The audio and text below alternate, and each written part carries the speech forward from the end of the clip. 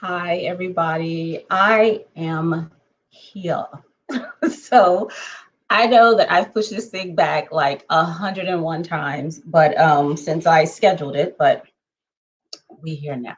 Okay. I have to get my stuff together. Okay. Because I've already talked about why I left Christianity, but I wanted to present it in a different way this time because I had an amazing conversation with my sister the other day. And, you know, we always have really good conversations about this, but, she was asking me some questions. And I don't know, I felt like I definitely want to go in a certain direction, okay, when it comes to this channel, when it comes to the people that I'm sharing with, and the people that I really that I'm directing, I guess, uh, that's not a good word. I'm directing the message to. That's not what that is. But one thing that I said in Firing God is that I want to talk to people like me. Okay. And when I say like me, had I or someone like me approached me, okay, when I was a Christian, the conversation that would have reached me would not have been God does not exist. Okay. Because that's not like that wouldn't have helped me, you know. And that's what I was looking for. I was looking for help. Okay. I wasn't looking for a sermon on help. I was not looking for a song about help. I was looking for concrete assistance to be and feel worthy. Okay. That's what I was looking for. Now, the little shot of it that I got, when I went to church or I listened to TD Jakes or something like that, that was good for the moment, but that always went away. Okay. Nothing, it never lasted, which is why I had to keep going.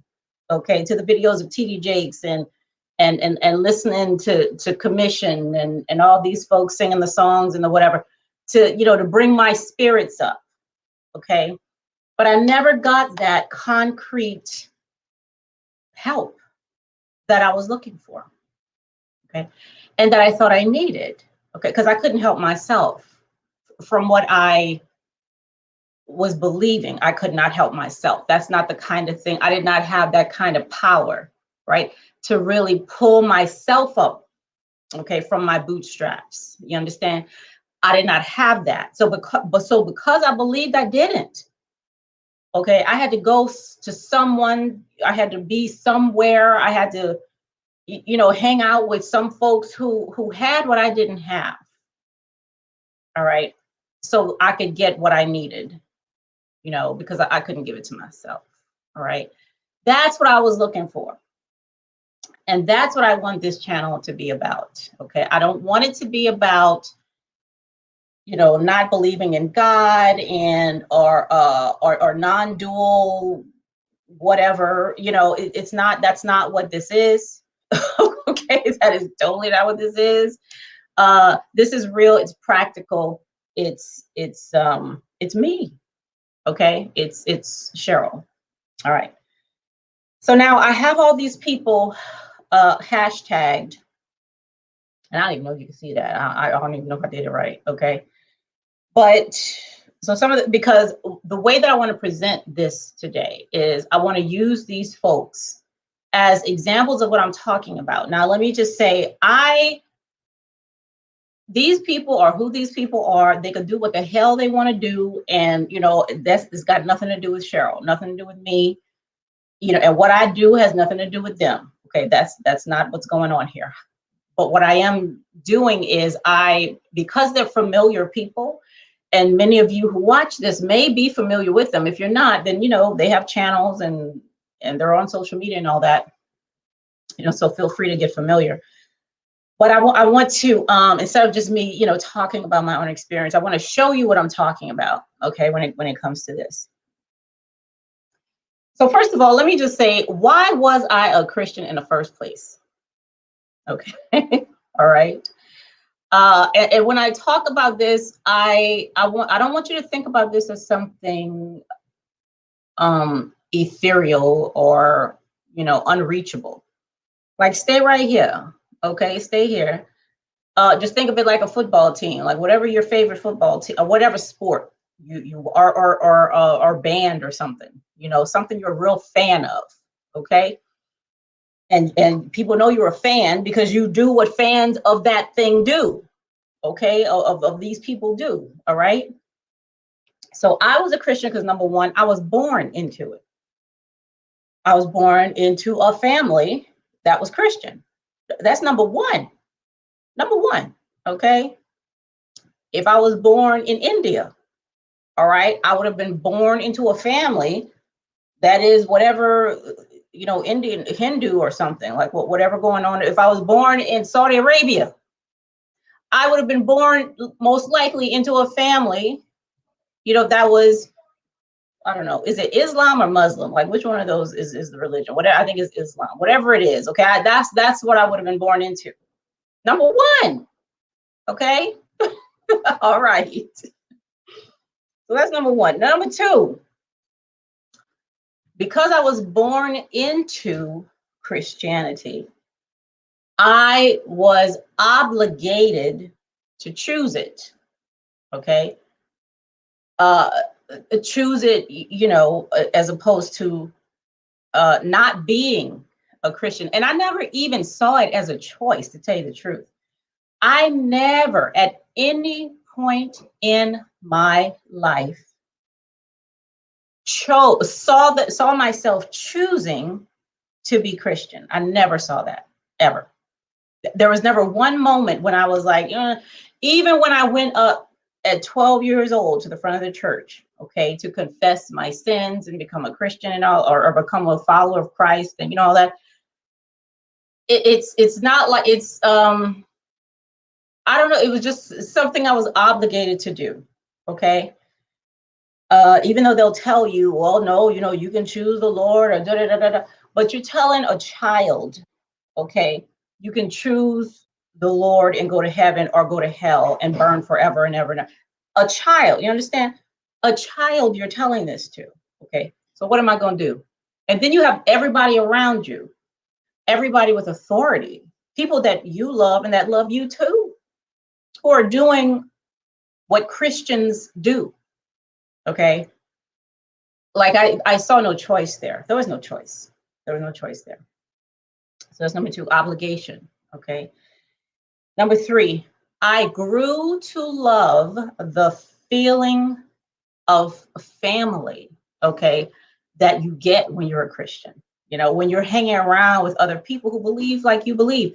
Just think of, again, your favorite team, or you're hanging around people who are all Republicans and you're a Republican, or they're all liberal and you're a liberal, or they're all women and you're a woman, okay? There is a natural feel, a familial feeling, a feeling of camaraderie, a feeling of, these people get me. I was looking at the other day this documentary about the flat Earth. You have a whole convention of people, who other folks who are not flat earthers may not see, that, may feel like, they got a couple of screws loose or something, but everybody in the room at that convention got each other. They really felt like, now I belong. It's the same thing. There was nothing different between me being in the church as a Christian and flat earthers being at that conference that they were at. Same feeling, okay, that you're with a bunch of people who believe the same thing you do. All right. And I grew to love that. Okay. I didn't mind being different than these people. Okay. Because I was with other people that were the same as me, and we all agreed and we all knew and all that stuff. Okay. So it was okay. And the choir, that was another reason. Okay. there would be times that we would, the first question when we go on a visit a church is, what's the choir like? Okay. And that's actually like a marketing tool for churches. If you ain't got a good choir, you can hang it up pretty much. I don't care how good the preacher is. Okay. You ain't got a good choir up in there. You need to do some recruitment. So, putting out some ads. You need to do something. Okay. Because you're not gonna you're not going to be able to be as successful as you want to be as a church business if you don't have a good choir, okay? And you're looking for Black folks to come up in there, all right? The choir, all right? And I was part of the choir, so that was another draw for me because I love to sing, okay? The last reason that really, really kept me going, even more than the preacher's sermon or the choir or the feeling of family. More than all that, the threat of hell or the promise of heaven, even more than all that, this one thing kept me where I was. I don't care how many contradictions, what kind of questions, I don't care about none of that, okay? The one thing was knowing I was right. That was it. As a Christian person, as a person who identified as Christian, okay, I knew I was right. And anybody else who questioned what I believed or told me I wasn't believing the right thing was naturally wrong and an enemy, not just wrong, an enemy. Okay. Now listen, if y'all go to Netflix and watch Behind the Curve, what I just said, that I was right and everybody else who questioned me was wrong. I don't care what your religion was, what your book says. It don't matter what your book says. I don't care how long it's been, whatever. That does not matter. Okay. Because I'm right. And I got a book. I got a whole bunch of people who've had experiences. I got a preacher and a choir and a this and a that and the other thing that's telling me I'm right. Go to Netflix and watch Behind the Curve. You're going to hear that same thing, okay, about the flat earth. Those of us who believe in a round one, we're evil. We're not just wrong, we're evil, okay? And we're buying into the government and being brainwashed and all this stuff, okay? Because they're right. So guess what? Over there, Saudi, whatever they believe, guess who's right between you and them? Mm-hmm. And why? For the same reasons, the very same reasons. And that's one of the main things that's keeping them there. Okay, because they're right. And if I'm right, if I was wrong, I'll be wrong by myself. Okay. But because I got hundreds and thousands and millions of people that believe the same thing I do, that just lends credibility to my belief. Okay. So being right, that was it. Being right, child. And y'all, if you're a Christian, former Christian, if you're a mother, whatever, you know exactly what I'm talking about. If you're a non-dualist, okay, you know exactly what I'm talking about. Okay. Being right. So what am I saying? Like, why am I saying all this? Because the main thing, and this is what I told my sister the other day when we were having a conversation. The primary takeaway for me from, the story that you'll read in Fire and God and, the stuff on my blogs, my other book, Tales from Eternity, these videos, all that. And not just on this channel, on my cybersecurity channel, my learning channel. You follow me on LinkedIn, Twitter, all that, okay? It's the one message here that I am, that I share. is not that there is no God. I'm not saying that. Okay. I'm not saying that at all. How the hell would I know? I don't know. Even scientists know that there is no absolute truth. And I ain't got half of the tools they got. Okay. Even they know all that what they're doing is creating models for us to live by. And that model can and will change, because to know anything, you got to know everything. Okay. So I'm not saying there is no God. I'm not saying there is no, I don't know, whatever Hindus believe in, that blue dude, that blue guy, whatever. I'm not saying that that doesn't exist. I ain't saying none of that. What I am saying is that what I have discovered, the very obvious thing that I've discovered, is that I can choose. That's it. I didn't know that. I did not know until around 2012, 2013.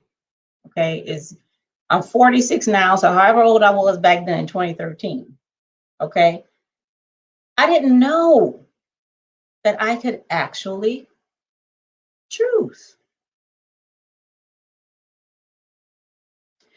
and not be destined for hell by making a choice.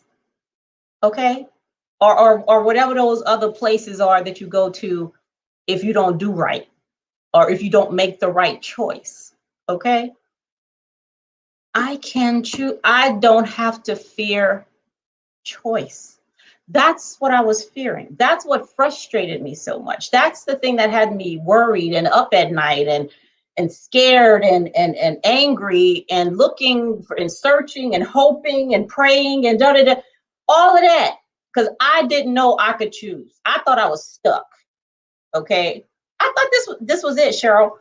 This is your station.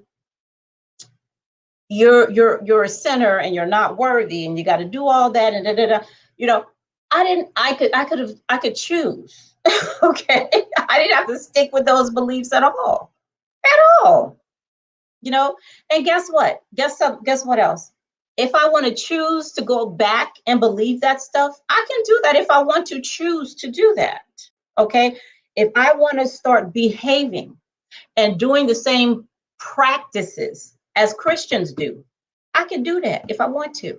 Okay, and it will not diminish me or make me greater in any way whatsoever. It's just a choice. I'm just doing something different. Okay, I am forming another identity. Okay, a different identity. I may execute it a little differently than I did before.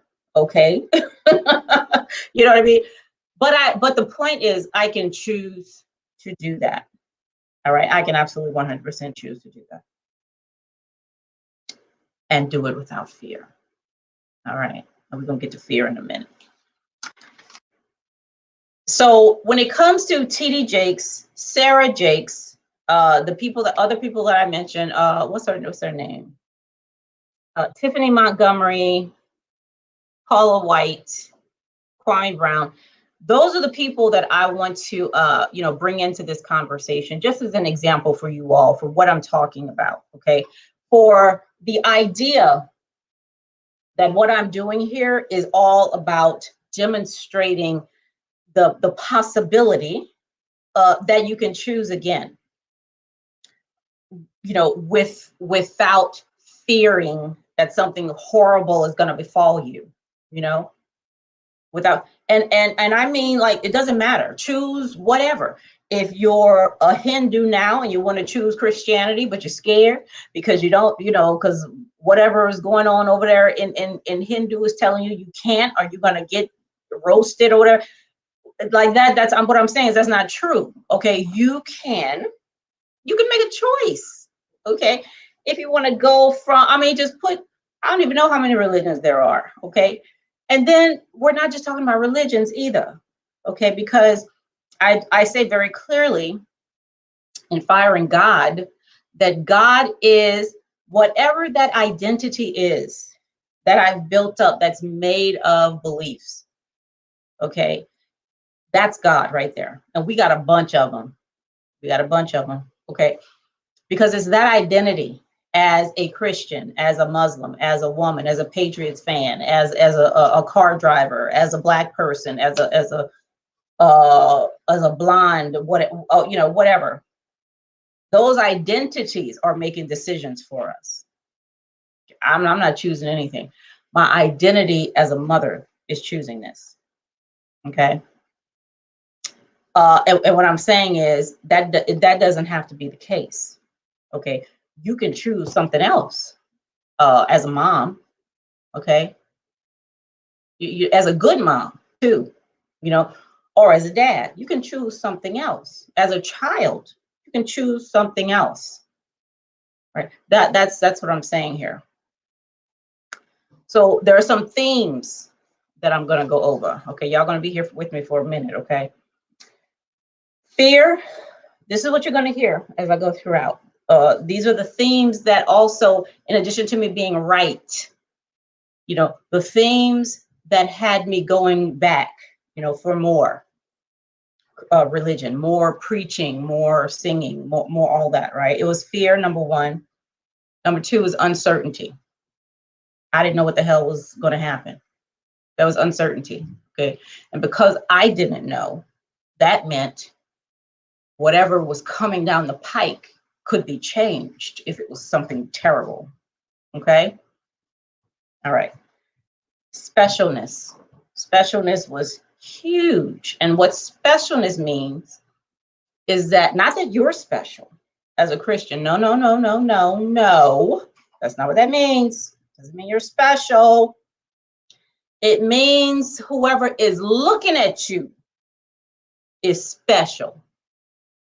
So that makes you special because they're looking at you, because they're giving you the time of day. That makes you special. Okay. Specialness ain't got crap to do with you. All right. You're still nothing and nobody and unworthy and all that. Okay. But if you can get the gaze of somebody that's better than you, that makes you special for as long as their gaze is on you. Which means I gotta perform. Okay. I have to perform if I want to remain special. Okay. The next one is a promise of improvement. Okay. Which naturally suggests that right now, at this moment that you're looking at this right now, looking at 6:52 p.m. on the East Coast. Okay. Right now, with the promise of improvement, that means you ain't ish.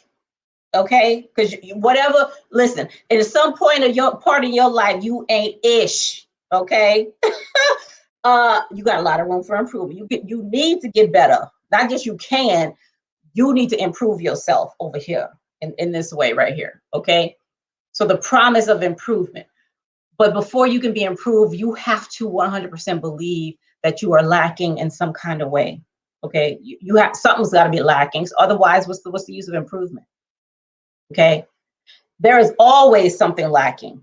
Okay. When you're a Black person, growing up as a Christian, always.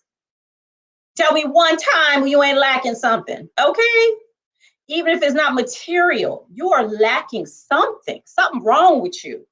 All right. So you need to go back. You need to get on your knees. You need to sing the song. You need to do whatever you need to do. Okay. All right. Because you're no good. All right. And the idea is that you're never going to be any good, but you can at least get a little bit better. Okay. You can at least get a little bit better. So you're going to hear that from these people over here that we'll be talking about. Okay. And then emotional stimulation. Ciao. And let me tell you what the major emotional stimulation is. Yeah, I'm not talking about, so when you go to, the songs are amazing. I got gospel songs on my playlist right now. Okay. The songs are great. They're awesome. They do, like, they lift you and they make you happy, and you're running around the place and you're speaking in tongues and you're patting people on the back, and the whole entertainment spectacle is going on. All right. You're doing all that stuff. And that's great. Like, that's good. You're crying, you're casting devils and whatever. You're doing all that. But the one emotion that we love and hate, but we love it more than we hate it, okay, is the feeling of guilt. You know how when you go in church and everybody who has ever been in a black church knows exactly what I'm talking about. Because we say it all the time. Ooh, I feel like the preacher was talking to me today. You know, ooh, my soul was convicted or whatever. Yeah. That guilt, right? Oh, that's me. You know, I did that. But what is guilt though? What guilt does is it gives you the sense that you have control, because you wouldn't feel guilty if you didn't have control. You have to have control of a situation, you know, to feel guilty about anything, you know, otherwise you wouldn't. You have to have the ability to say, you know, the situation can go this way or it can go that way. And it's going to depend on what I choose to do as to which way it goes. All right. And if it goes left, okay, then I could feel guilty about that because I actually had control and I could have done something else. Guilt is all about control. All 110% guilt is about control. Okay. So look at whatever it is you're feeling guilty about. All right. And to see, okay, now where in that situation did I see myself having control, but I didn't do something? But this is like super, super contradictory to every single thing about Christianity. You know what I mean? Because you're born terrible. You know, according to what I learned growing up as a Christian, you're born dirty, and you know, because you know, and Jesus had to die and all that shit. That's why you gotta, you know, I barely knew how to talk. Okay, and I was told that I was a sinner and all this. How? Like, you know, like how? You know, so it's very contradictory, very, very contradictory that I'm born into this world having done nothing but be born into the world as a sinner. Okay. And listen, I was telling my sister the other day, I said, girl, we got to answer for everything. Okay. So don't even be like, oh, well, this don't make sense. No, no, no, no. We have an answer for, there is something for everything. Okay, everything, which is why I'm saying, for me to have met myself as I was as a Christian, okay, all that, don't come to me with that stuff because I ain't trying to hear all that, okay, because I know I'm right. Isn't that what I said? I know I'm right, you know? So what do you tell me when I know I'm right? Okay, stick with me. I'll let you know. Okay, so let's get to TD Jakes. Now, when I was in the military, I lived in Ansbach. No, I wasn't in the military anymore. I was married. My first husband was still in the military. We lived in Ansbach, Germany. Okay, and child, I went through some stuff in Germany. I'm telling you. You know, I haven't talked about it on here or the other channel, but I will. I absolutely 100% will. Because I mean, it was terrible. It was terrible. You understand? But I went through some shit, like I really did. And watching TD Jakes, that's when I first started watching him, when I was in Ansbach, Germany. It made me feel so much better. Even though my life was falling apart, I felt lower than low. I mean, it was terrible. It was terrible, terrible. Okay. Just listening to him preach, you know, about all these topics that I'm going to read off in a minute, it made me feel better. Okay. Nothing had changed. My situation was still shitty as shitty can get. Okay. Nothing had changed, but I felt better until I got down in the dumps again. Then I would listen to something, either him or some gospel music or something. Okay. And then it will get, it was like a yo-yo, you know, you got to keep going back. You gotta, like people who do drugs, that shit wear off. Okay. It wears off. You got to go do something else. You got to go give yourself another shot or take a pill or do a hit, whatever the hell, you know, smoke something, whatever, because it wears off. Okay. You got to keep going back and going back and going back and going back. All right. And that's what TD Jakes was for me when I was going through all that shit, you know, back then. Now, and Sarah too, Sarah Jakes, she sounds just like him. You could just, I mean, they're the same person, pretty much. Okay. So what I get, this is the tease, okay, that I get. So I came up with a quote. I was trying to think, okay, what kind of quote would fit who these folks appear to be, you know, my perception of these people and what they're doing. And just because you can buy something does not mean you can afford it. Okay. Just because you can buy something does not mean you can afford it. Okay. Because when you can afford something, you can maintain it. If anything happens to it, you're right there. You know, you can maintain, you can do what needs to be done so that whatever the functionality that thing has, you know, it can keep having. You know, when stuff naturally happens to it, it'll break down over time or something get broken or whatever it is. If you can afford it, you can keep it going, okay? So that it can continue to be a collaborator with you for whatever it is that you wanted it to do, okay? You know, now if you can only buy something, okay, you can only use that thing until you got to come out the pocket again to get it maintained or take your time, you know. So if you don't have the money or the time or the expertise or the knowledge or the whatever, the relationship, something to keep that thing going the way it's purposed to go, then you couldn't afford it. You bought it, but you couldn't afford it. Okay, you couldn't afford it. And now why am I saying this? So listen, when I hear, even back then, you know, when I was getting my life from listening to TD Jakes, okay?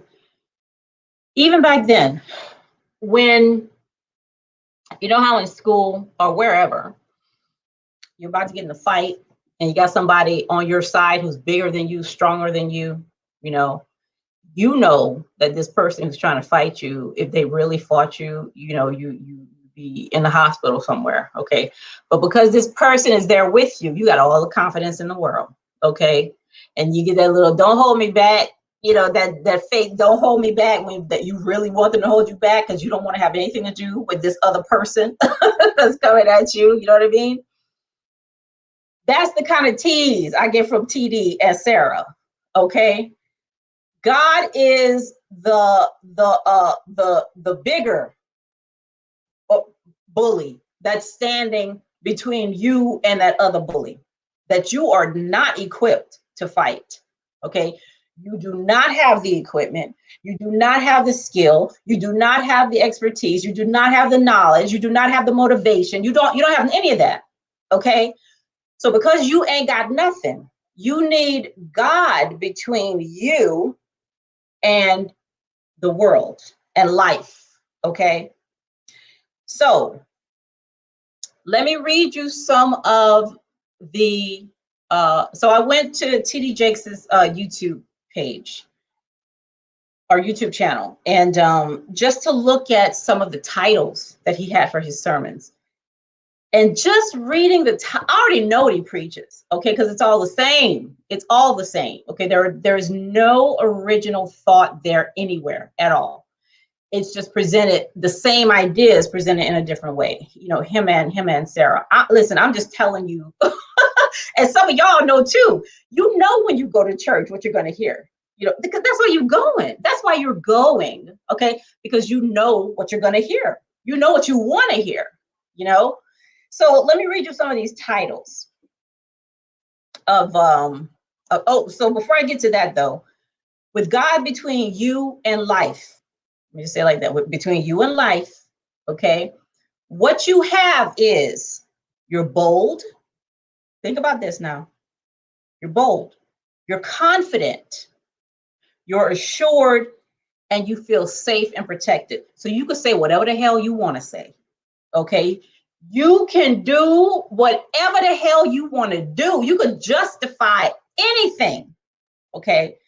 With God between you and life, all right? I'm telling you how I experienced this, okay? And I know for a fact, if anybody is watching this who is currently or was formerly a Christian or any other religion like that, okay, you know 100% what I'm talking about, okay?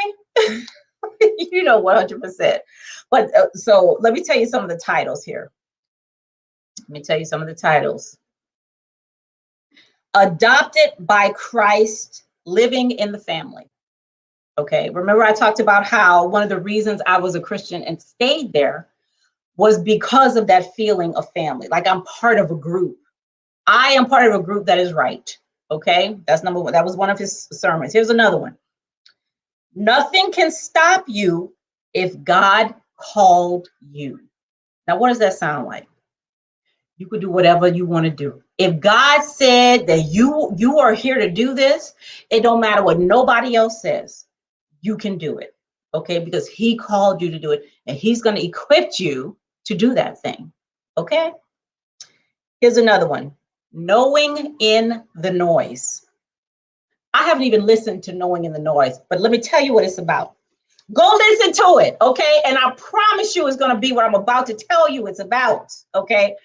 I said at the beginning, one of the themes in Christianity is uncertainty, okay? Human being, you don't know ish. You don't know nothing. You don't know what's going to happen in the next second. There is uncertainty all around you all the time, when you're awake, when you sleep, when you half wake, with all that, okay? When you're alive, when you're dead, when you're young, old, tall, skinny, fat, black, white, whatever. Uncertainty is all over the place all the time, okay? And this is a tool. This is one of the tools that feeds into fear, okay? Knowing in the noise is about having somebody who can see further than you do. Knowing somebody who can know further than you do, and I'm talking about God here, okay? That's what this is about. Go listen to it. I haven't even listened to it. I bet you, come back over here and tell me, okay, if I'm wrong or not. I bet you that's what it's about. Okay, now listen to this next one. Anointed for the altercation. What's one of the other themes that I talked about here? Oh my goodness.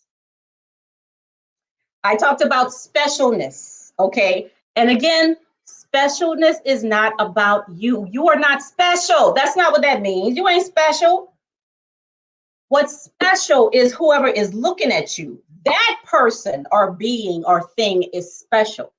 And because that gaze is on you, that's what makes you special. So you got to perform to keep that gaze on you. Okay? That's specialness.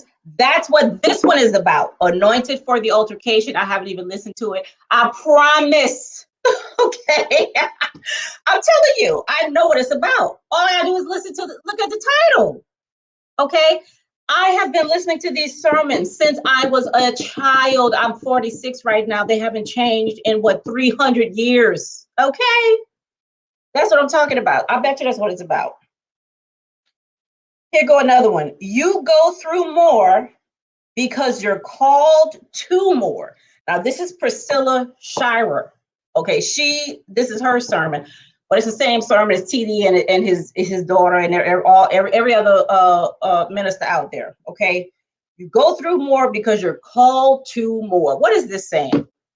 You're suffering the way you're suffering for a good reason. Okay, because you got more to do, because you're special, and you're the only one who can do it.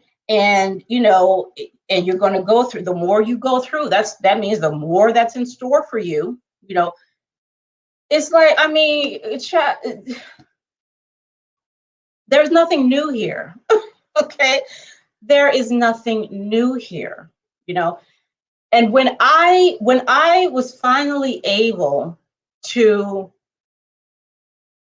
see with a little more clarity, okay, and not be afraid. Oh, I enjoy myself. Enjoy in myself. There seems to be a fear of uncertainty, unknown, and religion offers security. How do you take that leap? So religion offers security the same way that being in a group, if you're at a football game and you're on the Green Bay Packers side, okay, and somebody out there, you know, starts talking mess about Green Bay Packers, you got a whole group of people around you. Are you scared? You're not scared, you know, because you got a whole bunch of, you know, you're fortified, right, by this whole group of people. That's what's offering you security. You have a whole bunch of people who think the same way you do. You have a whole bunch of people who feel they're right, and you feel you're on the right side. That's where your security comes from. I don't care if it's about religion or, you know, pickles or being a vegan or whatever the thing is. It doesn't matter.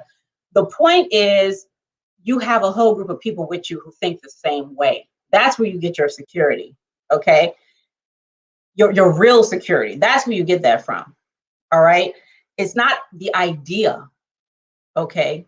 The idea of security doesn't give you security. The physical representation that you see around you really gives you that security. Okay.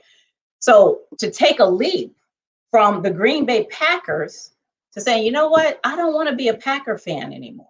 Like, I don't like what I don't agree with the things they're doing, or, you know, whatever the thing. Now, where's that security? You feel like you're out there now. Okay, because you don't have all these people and stuff, you know, who believe that, you know, are the same, unless you go to a different team. Okay, now you got, you know what I'm saying? So we feel like in order for us to be secure and to be safe, you know, and all that, it's not the belief.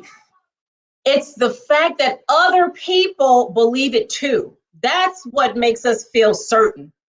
Okay, that's why this channel is called Life Without a Witness. Okay, because we need witnesses in order to feel safe and secure.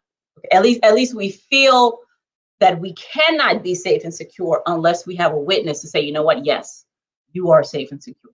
Okay, so all of these things, and that's what TD Jakes, you know, did for me. You know, when I was going through, and I felt, especially in Germany, I didn't have any family over there, you know, so I really felt, you know, alone and stuff, right?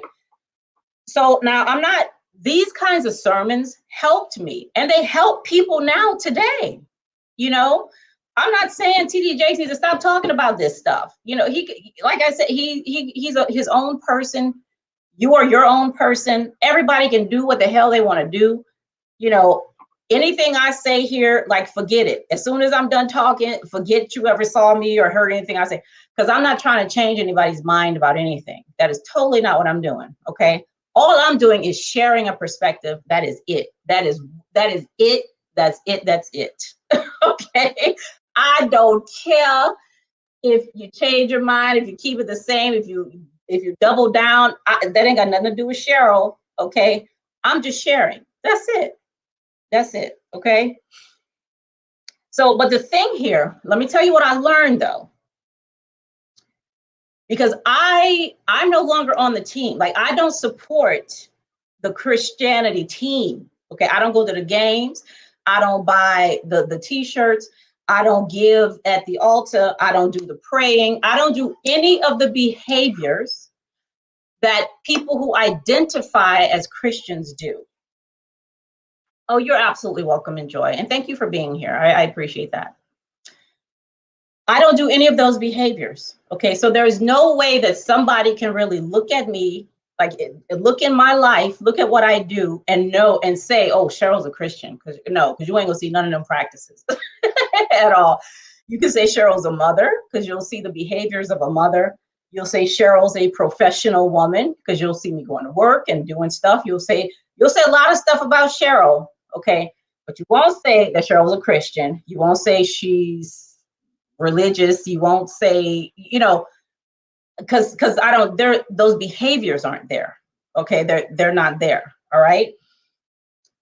But let me tell you what is there. Now, to be 100% honest, when I chose something other than Christianity, okay, when I chose to no longer buy into that story, okay, of heaven and hell and sin and all that, I was depressed as all get out. I'm telling you, I would go outside. It would be a beautiful spring day. I mean, the sky was the bluest blue, and I mean the leaves were green. The wind was amazing. Everything was gorgeous. But I would go outside and I wouldn't see it because I was so sad, because I felt like I lost everything. Okay. If I was born into a family of football fans, I mean, when I was a baby, they would put me in damn Green Bay Packer jerseys. Okay. As a child, I would go to these games. All my neighbors, we would go to barbecues and spend vacations in Green Bay Packer land, wherever the hell that is, or whatever. You know what I mean? My world was about Green Bay Packers.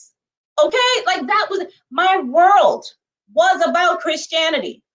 I was hearing it in school, in the grocery store, turn on the TV, a church 6 days a week, like literally 6 days a week. Aunts, uncles, mother, brother-in-law, sister. I mean, everybody have some position in the church. That's all I knew. And for me to say, I choose something else, I was like on a desert island somewhere, because I'm like, okay, what the hell do I do now? Like that, because that was all I knew. Like, what do I do now? Which was very scary. It was very scary. I did not feel safe anymore because I didn't have a whole world of believers, backing me up, as being right. Does that mean I'm not right anymore? Like, what is it? What does that all mean? What it meant was I had to now find out who Cheryl actually was, because I didn't know. All those years until around 2013, Cheryl was who other people said she was. You're a good Christian. You're this kind of daughter. You're a great singer in the choir. It was always, I had to look to somebody else to tell me who I was. I needed a witness to tell me who I was, because I didn't know. How would I know? Somebody had been telling me who I was since I was born into this world. Okay? I had no space, no time, no opportunity to find that out for myself. Okay? Because somebody was already right about who Cheryl was. Okay? And I did not have the I don't know, like what the intelligence or the ability to define myself. I didn't have that ability, apparently, okay, because I never did it. So that's where I was. I was in this place all by myself, having to figure out, okay, now who am I really? All right. So now my feeling today, my feeling of safety, my boldness, my confidence does not come from God being between me and life. Because let me tell you something. Life don't give a damn what the Bible says. Okay? Life don't give a damn what the Quran says. It don't give a damn what the Hindu folks be saying. Life don't care. Okay? What any book says. All right? So now it's just me and life. Ain't nothing in between us. okay? And I'm figuring this thing out on my own. However, because I know who I am now, okay? That's where my boldness and confidence and all this stuff. I don't need something between, I don't need a buffer. I don't need a buffer between me and what's going on in the world, okay? There is, so, you know, that's not there anymore, okay? So it's like I'm wide open now, okay? Which is, I mean, which can be scary. Like that really can be very scary, especially if you feel like you don't really have the capability to live like that, you know, so open and authentic and just being who you are, you know, that can be really scary. But we're gonna get to that too. Okay, now let me get to this other person that I want to talk about. So that was TD and Sarah, you know, who are off doing what they do. Okay, and they seem to be doing it well. All right. Tiffany Montgomery. This is another chick. So Tiffany, I like Tiffany. Okay, but Tiffany's a businesswoman down. Okay. This lady, she got a whole millions conference that she's doing, right? And it's genius. Whoever her marketing people are, her marketing team are geniuses. Okay. Her millions conference is called Blackout: Building Your Business in the Dark. And she's talking about like she's like a prophetess or something. Right? I think she calls herself prophetess, Tiffany. So she talks about how, you know, she's making a prophecy that the world is going to get terrible and all that, and people are going to take stuff away and you're going to be censored. And so the conference is about how to start your own business as an entrepreneur so that when that time comes, you're going to be good. Okay. Because you start your own business and you're on the internet and, you know, or whatever. Okay. I'm telling you, it's genius. This lady is a real businesswoman. Okay. And her main partner, God, is somebody who doesn't take a cut. Okay, so she getting the whole thing, child. So the thing I've come up with for her, okay, not just for her, but for the whole message, okay. This thing about fear. Fear is, oh my God, that is such a tool. Fear is like the best tool that man has ever invented. Okay, I'm telling you, it's the best. It's the best. Fear is genius. You understand? It's genius. But let me tell you something. No one that I know, okay, that I've ever experienced, heard, seen, talked to, whatever, has really ever experienced fear. Because if they had, they wouldn't be afraid. Let me say that again. I wish I had a bomb to drop, okay? You have never really experienced fear. Because if you had, you would not be afraid. Okay? Now, when I look at Tiffany's stuff, now let me tell you why I'm saying this.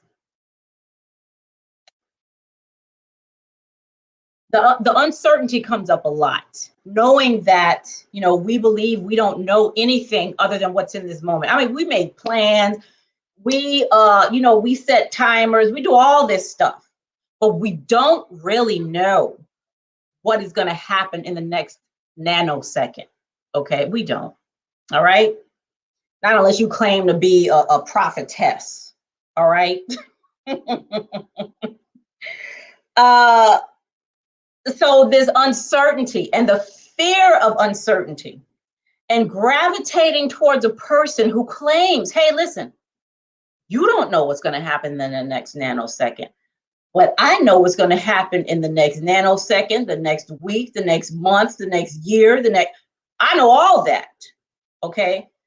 So why wouldn't you gravitate towards somebody like that who can tell you, so you know, so you're no longer afraid of the unknown, that, hey, this is about to happen. So y'all need to do this so you can prepare for what's about to happen. Okay. That's what Tiffany's given for me. Okay. That's what she's given. And some of her stuff, like she has a whole Covered by God series on her channel. you remember the God between me and light. Okay, you're covered. You got a whole the armor and all that stuff. You know, we're familiar with that. Okay. And then what else she has? She has something called prophetic warning and instruction. You see where the fear comes in? I mean, and this is no different. So religion and people who have positions as pastors and prophetesses and prophets and all that, this is not novel. Okay, this is the same thing I'm talking about right now, using fear and uncertainty and people's quest to improve because they feel like they're just crappy in some part of their lives or whatever, and they got to get better. All of that stuff is not novel. It's not religion does not have the market cornered on fear and uncertainty. Okay, every time you look at a commercial, that's what is given. Every time you go to Amazon and buy a product, that's what is given. Okay, you don't buy anything, okay, unless you feel like you need it. Especially when it comes to stuff that's supposed to improve you as a person. You know what I mean? Even peanut butter, Jiffy peanut butter. You know what the Jiffy peanut butter tagline is, right? Choosy moms choose Jif. Jif peanut butter is telling you, hey, lady, if you're a good mother, only if you're a good one, you're going to buy this peanut butter. Because guess what? Only choosy moms choose Jif. Listen, I'm telling you. Fear is a tool, child, I'm telling you. So what do? If you go to the grocery store and you see Jif and then another peanut butter and you don't choose Jif, what are you saying? What are the Jif people saying about you? Indirectly. You ain't ish. As a mother, you ain't ish. Okay? You're terrible. You need to get better. All right? Now, when you can get your stuff together, come on over here and buy some Jif. Okay? And prove it. Oh, Lord, I can't. Anyway, so I listened to a really, really good video today from Pastor Lorenzo Neal. He has a YouTube channel. It's called Zera, Zera, Zera Today. It's really good. Like he's a minister. I've met him before. He's good people. He's really good people. He has his own church, and he preaches. He has his sermons and stuff on his channel. I think he has his sermons on Facebook and all that. And I feel like, we're not close, but, I consider him my friend. He's a really cool person, and there you go. Peanut butter pressure. That's what it is. Call it that from now on, enjoying myself. Okay. When people, acting like that, like they gotta have something. Let them know you got that peanut butter pressure. You should calm yourself down. Okay. But his interview. So apparently, now I don't know a lot about the AMC church. I don't even know what that stands for. I forgot what that stands for. But they have like huge, like I think they just had an election or something like that now. And part of that actually came up in my cybersecurity channel, right? Because the election they thought was like being rigged by hackers or something. I don't know, child, something. But apparently they have another thing going on when it comes with the LGBTQ community. Okay. And maybe allowing them to be, to minister, I guess, something like that. But he had a Reverend Dr. I forget her name. I think her last name was Leaf. Was on his channel yesterday. It was like a 47-minute long. It was really good. I mean, it was a very, very good discussion. At the end of the day, like he still thought the way, at least from what I heard, he hadn't changed his mind about, what he believes and all that. However, one thing that I do say a lot is To have an open mind does not mean you have to change it. You can have an open mind and listen to somebody else's perspective and still walk away believing the same thing you believed when you went in. You know, you don't have to change your mind just by listening, okay, and hearing another perspective. You don't lose. Changing your mind or not changing your mind is not a loss, okay? And I feel like that's how we go in. We feel like if I go into this situation with this person that I know thinks differently than I do, okay, then I'm going in trying to prevent myself from losing. So that means I got to keep everything I went in with, I got to come out with, okay? And the only way I'm going to come out with it is if I argue that I'm right, okay? And they're wrong, all right? Everything I came in with is right, and the stuff you have is wrong, okay? Who said that? You know, in my Portia voice, who said that? All right, who said that? That's ridiculous. You know, so we go into the whole conversation, you know, with armor on, you know, protected and stuff. Like somebody, ain't nobody give a damn about your ideas. You know, I don't even care. So what? You know, folks just sharing some stuff. If you don't want to hear it, then get the hell out. You know, you ain't got to be a part of the conversation. All right. Oh my God. So, but the way that this conversation went, and this was a great example. I mean, he asked amazing questions. She gave, I mean, the way she just spoke about the whole thing was just awesome. It was wonderful. It was wonderful. And I actually shared his video on Facebook, and I told people to subscribe to his channel. Now, I just said his channel is full of his sermons. This is a minister. This is a reverend. I wrote a book called Firing God. Okay. I can share his channel on my Facebook page because it's not about that. Okay. This is an amazing man. All right. He has great perspectives. You know, I love the way that he engages people in conversations. Okay. And he uses that in his ministry. You know, his ministry that at the end asks people if they want to be, you know, invite Christ into their lives. You know, I ain't got no beef with that, you know, and I'm happy to share that kind of stuff because I feel like, first of all, every person is their own person, okay, which is something that I did not know. I thought that I had to follow somebody else's rules in order to live a good life. That's what I thought, okay? And those rules were in the Bible. Those rules came from, you know, growing up in Southern Louisiana. We do shit a certain way down there, okay? Those rules came from the state, the government, my school, you know, who else, chap? The grocery store, you know, you got rules all over the place, okay? And I honestly thought, I could not live a good life if I did not follow these rules. Then I saw differently for myself. Nobody told me differently. Nope. I didn't even ask. Okay. I just saw differently. Okay. Because of one thing. This one thing allowed me to see differently. Okay. Nobody on the outside did it. Okay. One thing that I did, that I chose to do, allowed me to see with more clarity so I could make another choice if I wanted to. And I did. Okay. That one thing was willingness to see. That's it. I ain't had to pay no money. I didn't have to buy no tape. I didn't have to go on no conference. I ain't had to speak in tongues. I didn't do none of that.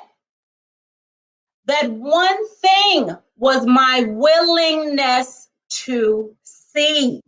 That's it. And that's it.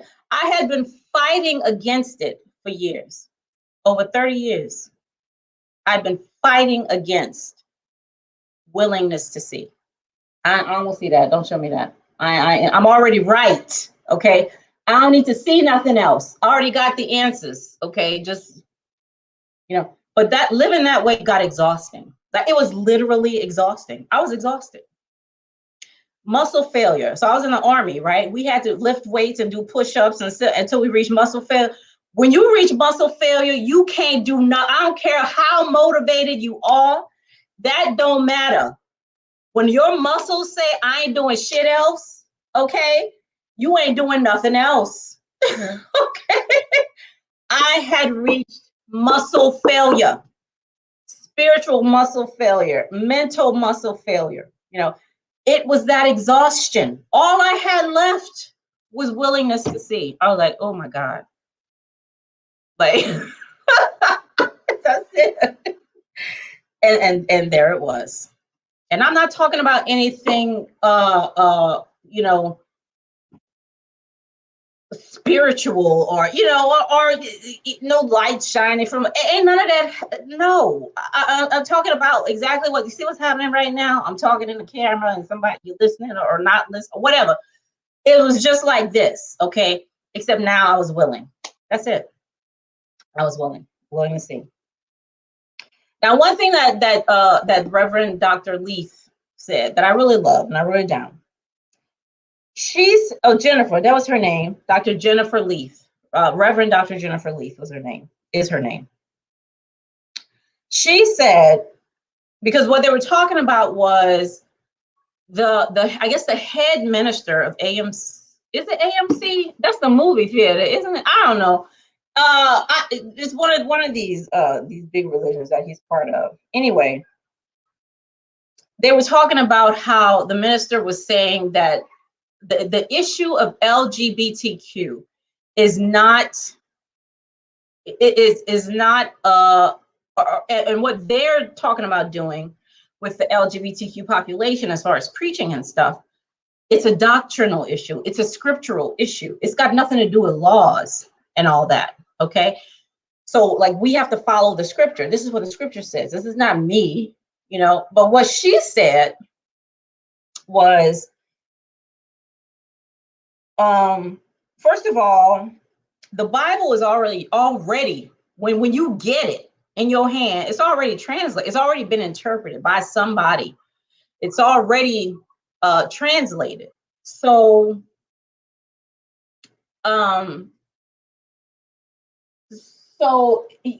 it's open for further translation because first of all, the word homosexuality in the Bible, that word didn't even come along until like some 100 years ago or something, way after the Bible was written. When somebody translated homosexuality, you know what I'm saying?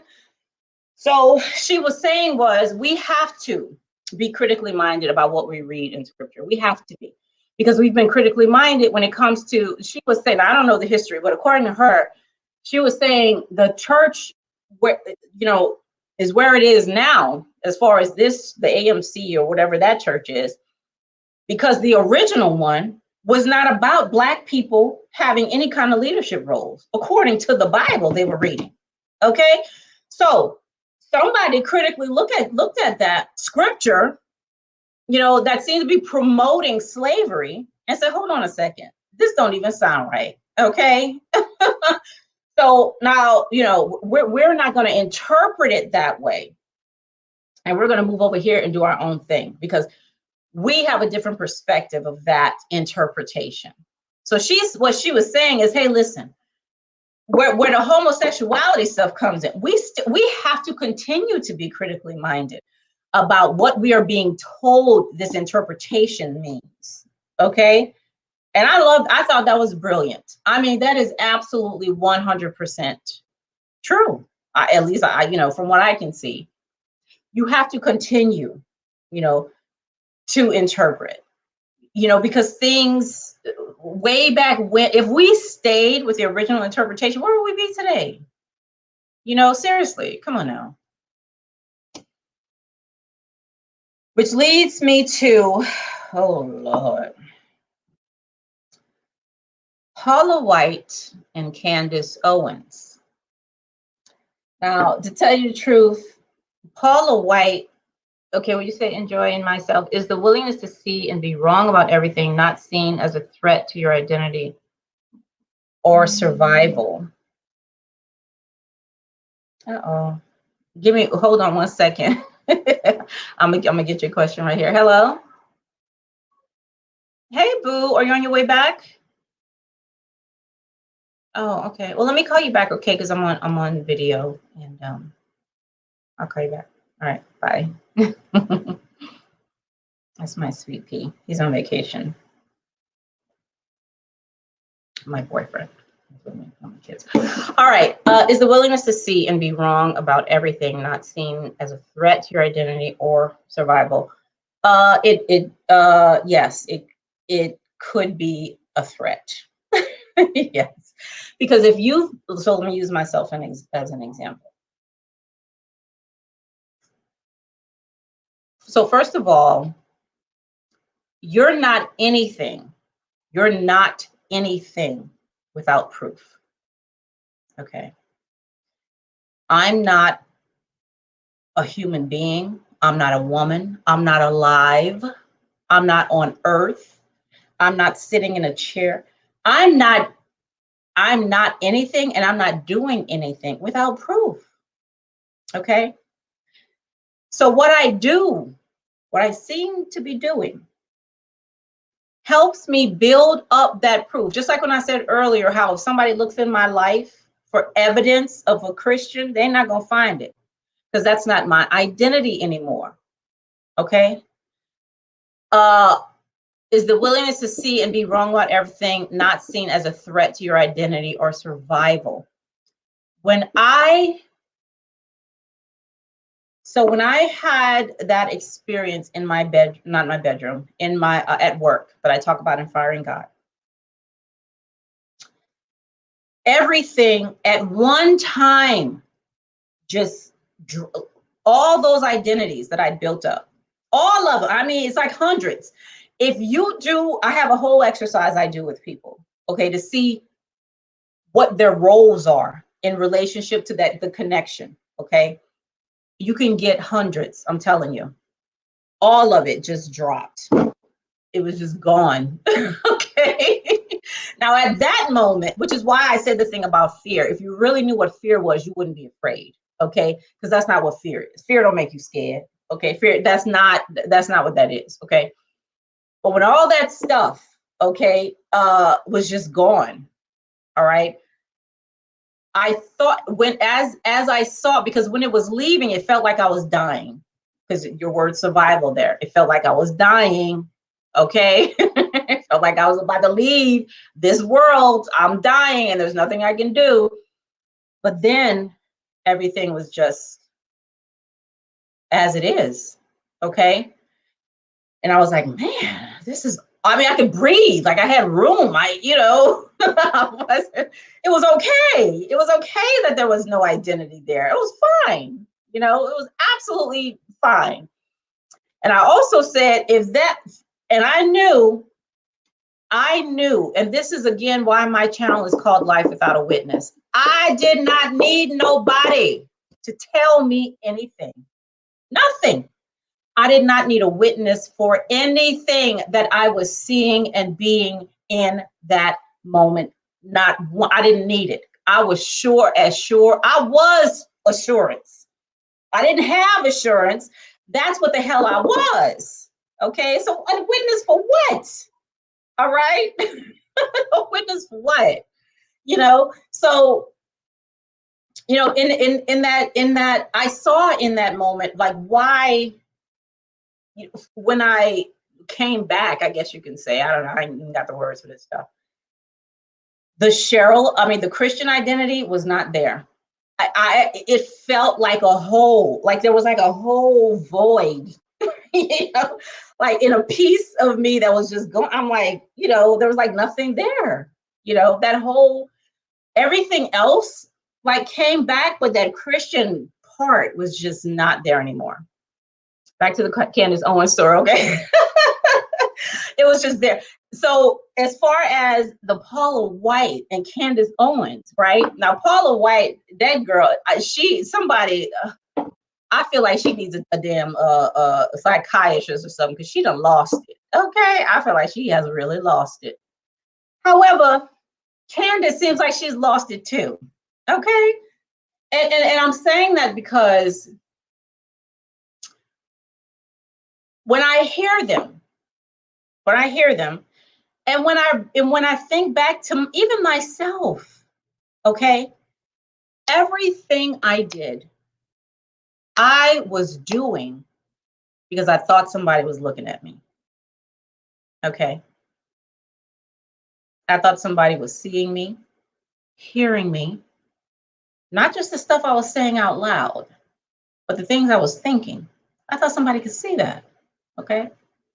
So I gotta be on, like all the time. I gotta be on.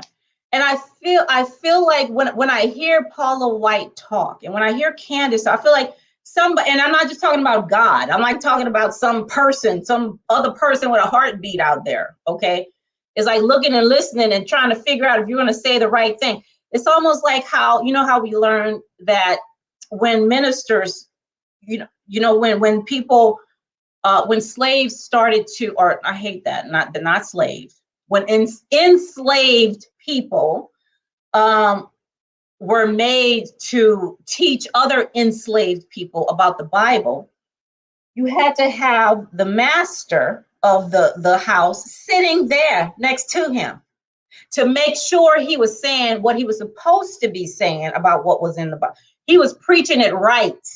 Okay. The master would be right there. Okay. Listening to you, making sure when you talk about the story of Job, okay, or the Genesis, whatever, that you're saying it right. Okay. I feel like that's been carried on, and not just in church, like everywhere. Okay. For those of us who are mothers or fathers, and even if our moms and dads aren't here anymore, it's like we have to perform to meet the expectations of somebody else's judgment of us. You're judging me as a person who, does this particular thing, who's good at this particular thing, right? So I gotta be on. I gotta be performing. It's like I'm on a stage, like literally on a stage, okay? When I talk, because you're looking and you're judging. And what's the purpose of judgment? Let me tell you what it is if you don't know. The purpose of judgment is to be final. You understand? Let me say it again. I wish I had a bomb. I need to get something. The purpose of judgment is to be final. Okay? That's it.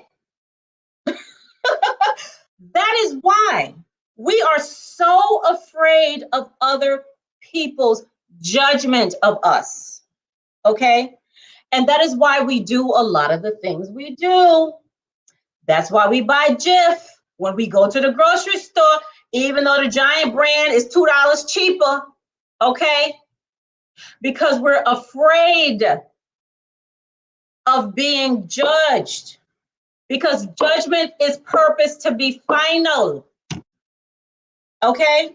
And if we get a final judgment that, hey, you're a terrible person from somebody that we love and adore and admire and all that, that's gonna, we're gonna take that. I don't care what anybody else says, okay? I'm gonna take that. Like, that's the one that's gonna stand above.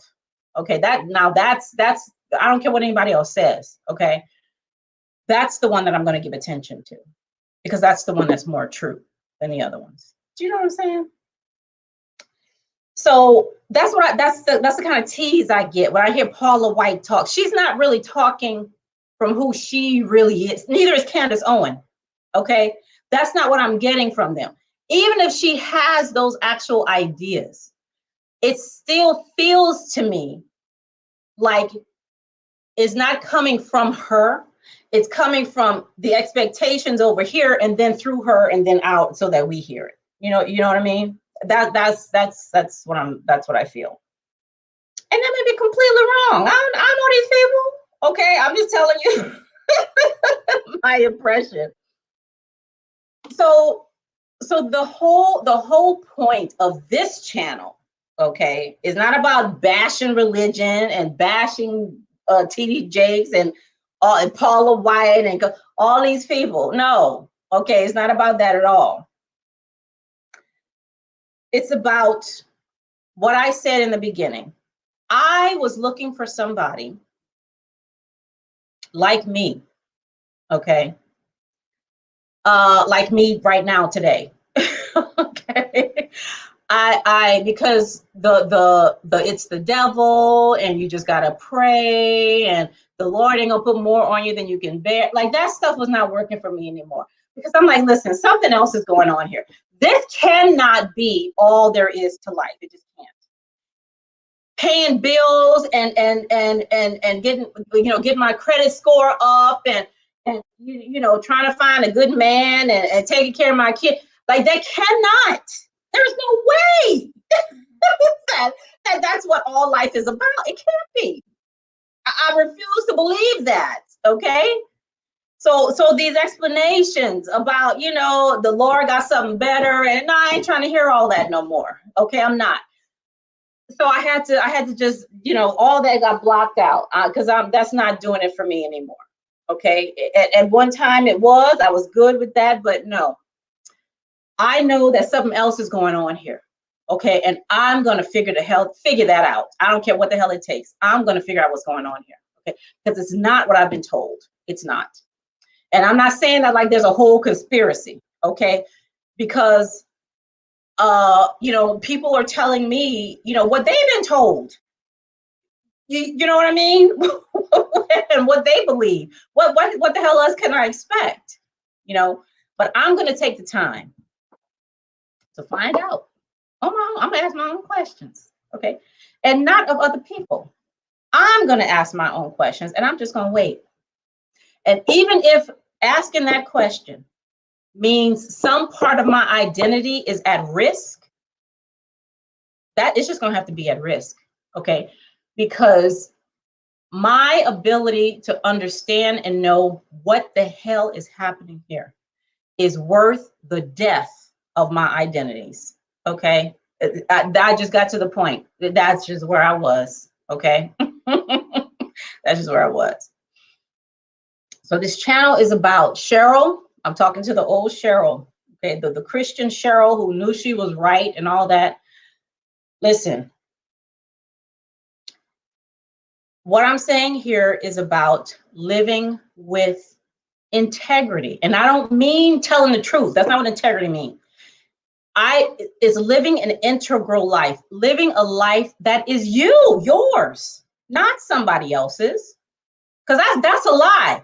When you keep following other people's rules, okay, and labeling yourself as what other people said you are, you're a damn lie. Okay. That is not an integral life. Okay. That's not integral. You're not telling the truth. Okay. Which is what I was saying about Paula White ain't telling the truth. It look like she lying through her teeth. Okay. Same thing with Candace. That's the way it seemed. That's the way I was. Okay. Cheryl, the Christian, the good mother, the this and the that and the those and the whatever. And even the name Cheryl, where the hell that come from? Okay. So I got tired of living a lie. All right. That's what I did. Okay. So life without a witness is about living true. Whoever the hell you are, I don't know. It ain't my damn business. It's yours. Okay. So let me give you I love metaphor. I love using metaphor. I probably use it too damn much, but I don't care. Okay.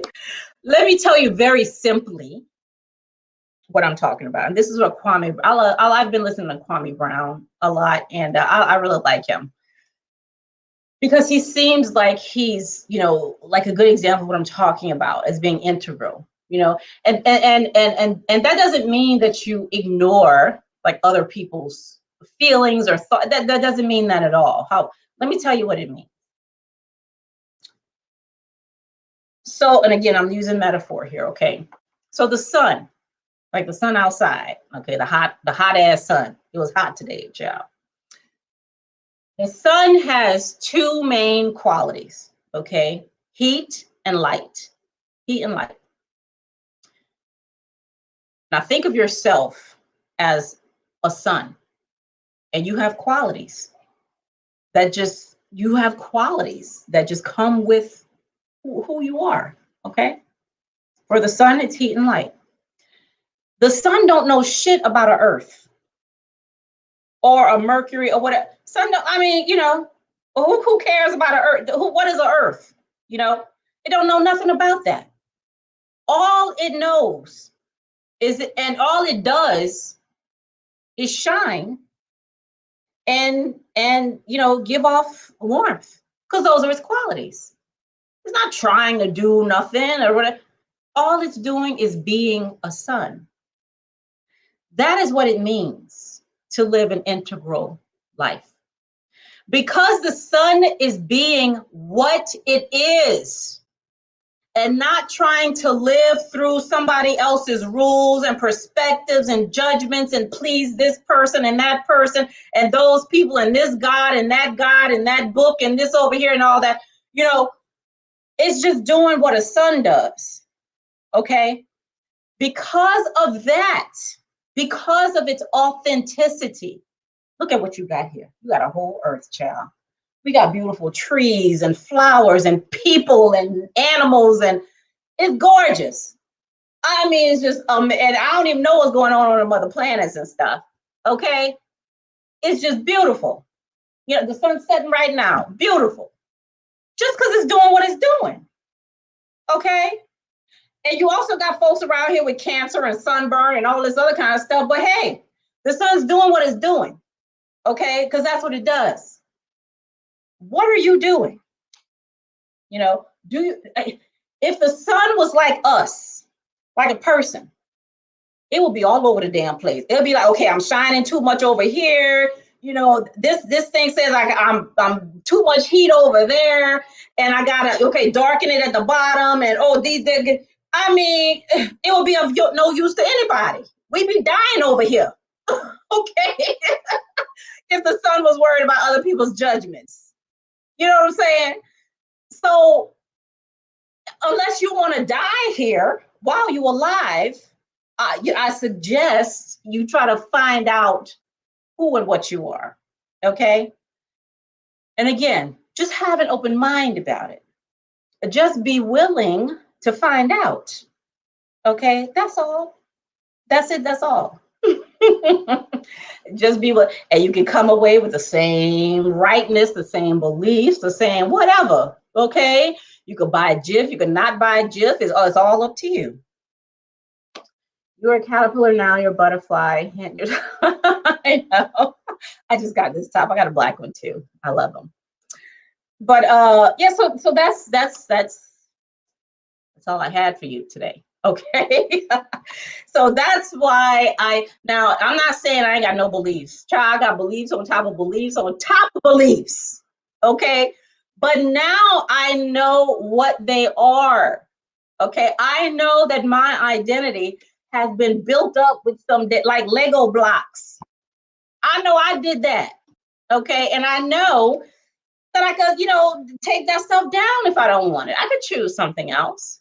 Okay. I can make those choices. I'm not stuck. Okay. And which was one of the main problems. I felt like I couldn't move. I had been judged as this, and whether the judgment is positive or negative, okay, you're still stuck. If I don't feel like I can, that's why preachers' daughters are so terrible. Haven't you heard that? A preacher's daughter? These are some of the worst people. I mean, child, I'm sure their sons the same way. They had a whole TV show called The Preacher's Daughter, okay? Because they do some of everything. Because they're from the beginning. They have to fit into this mold. Okay, because what they are reflects on the minister and the family and all that. That is so unfair. How unfair is that now? Come on. Same thing with LGBTQ people. You can't be gay. You're my son. Like, girl, go sit down somewhere. I mean, nuts, just nuts. Okay. So, yeah, that's all I got for today, y'all. So I hope, how long we been here? An hour and 30 minutes. So that's why I'm no longer a Christian. Okay. Now there's a lot more to this. But I'm gonna have to break it up because I don't want to have y'all on here all night. But if you have questions or anything, I'm happy, absolutely 100% happy, to answer anything. And please subscribe to the channel if you have not, because I'm definitely going to be using this more and talking more to the people that I really want to get this message across to, which is me. Like me. I'm going to be talking to Cheryl like every time I come on here, right? Because Cheryl needed a Cheryl. All right. Fire in God. If you haven't gotten Fire in God, it's not expensive at all. It's so go ahead and get it on Kindle or something. It's like $5 or whatever. Also, Longing to Learn is another book I have about how we have forgotten how to learn. Like we knew, but because of all the education has resulted in forgetting how to learn. Education is not learning. Training is not learning, okay? Training is training, education is education. All right, but we've forgotten how to learn, right? Which is a very large part, of us being able to, see with more clarity, right? And ask more questions. Everything ain't about answers. What kind of questions you got? So one thing I'm doing, so I'm homeschooling my boys, okay, this year. I've decided to go ahead and homeschool them. They're 11 and 12.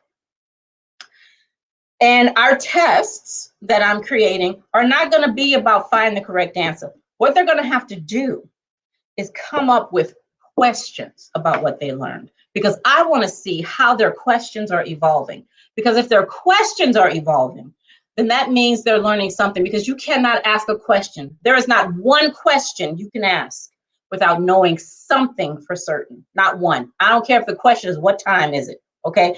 You have to know something in order to ask any question. So their tests are going to be about how their questions evolve as we go along in the subject. Okay. Because all this stuff about answers, child, that's played out.